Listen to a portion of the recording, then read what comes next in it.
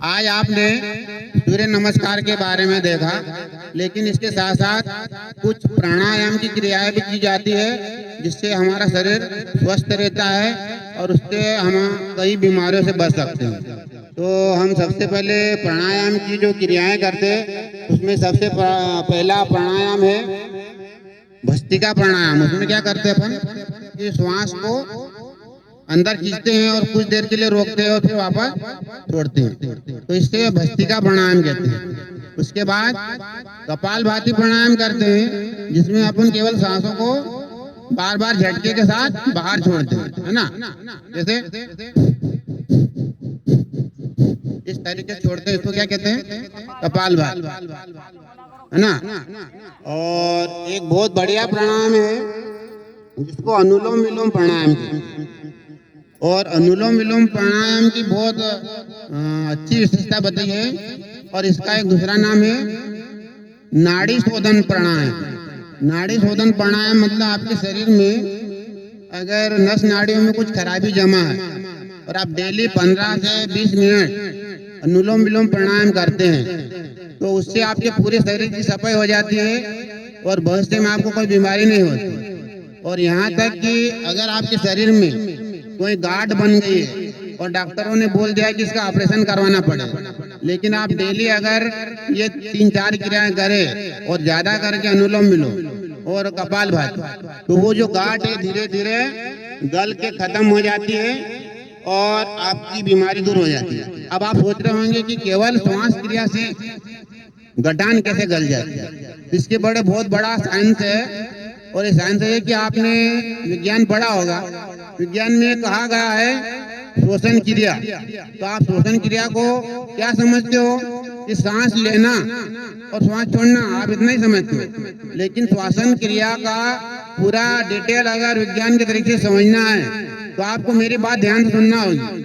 बच्चे जरा इधर नहीं देख रहे हैं, इधर देखो, मैं श्वसन क्रिया के बारे में बता रहा हूँ।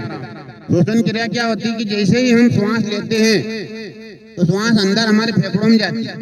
वो श्वास फेफड़ों तक नहीं रहती, फेफड़े के जस्ट बाहर फेफड़ों में बहुत बारीक बारीक सूक्ष्म छेद रहते हैं जिनके जरिए हमारी जो ऑक्सीजन रहती है जो ली हमने फेफड़ों से, वो शरीर के अंदर ब्लड में जाती है, यानी खून में जाती है। और खून में जाके अपन जो खाते हैं उस खाने के जो रस रहता है उसके साथ कनेक्ट होके हर कोशिका के साथ एक एक सेल्स के साथ ऑक्सीजन कनेक्ट होती है और उसको जलाती है।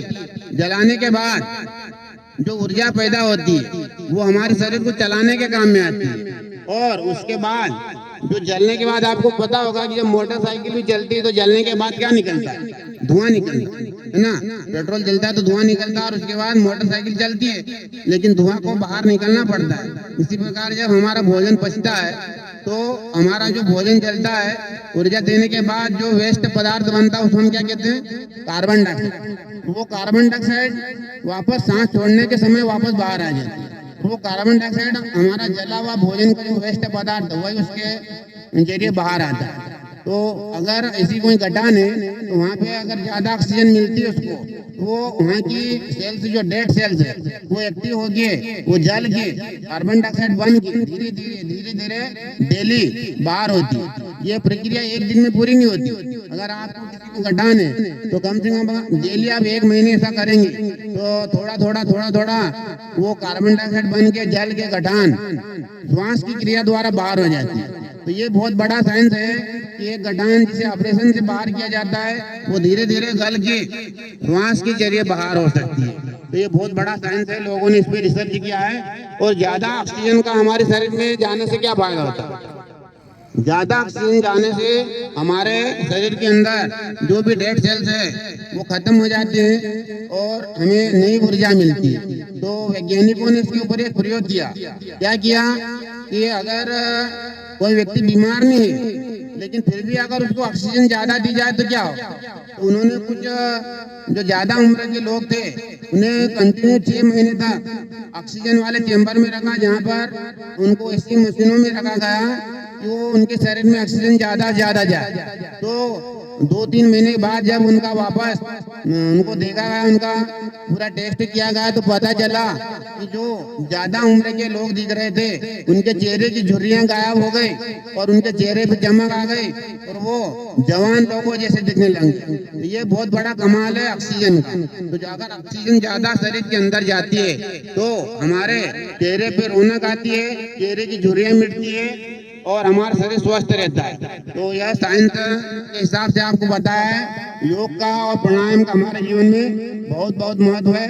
मुझे आशा है आप डेली इन क्रियाओं को करेंगे तो आप हमेशा स्वस्थ रहेंगे और आपके पास कोई भी बीमारी नहीं आएगी। जय हिंद, जय भारत।